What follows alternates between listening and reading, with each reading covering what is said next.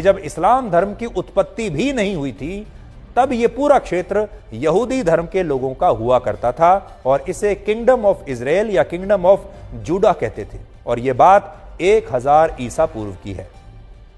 इस्लाम, ईसाई और यहूदी, ये तीनों ही धर्म अपनी शुरुआत की कहानी को पैगंबर इब्राहिम से जोड़कर देखते हैं। युद्ध में दुनिया के 3 बड़े धर्म हैं, एक इस्लाम, दूसरा क्रिश्चियनिटी यानी ईसाई धर्म और तीसरा यहूदी धर्म।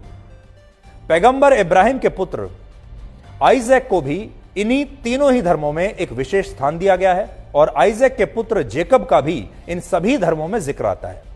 फर्क सिर्फ इतना है कि ईसाई धर्म में जो जेकब है वही इस्लाम धर्म में पैगंबर याकूब है। दिलचस्प बात यह है कि आइजैक के पुत्र जेकब को ही इजराइल भी कहा जाता था और उन्होंने ही अपने 12 पुत्रों में 12 कबीलों को बांटकर इजराइल राष्ट्र की स्थापना की थी।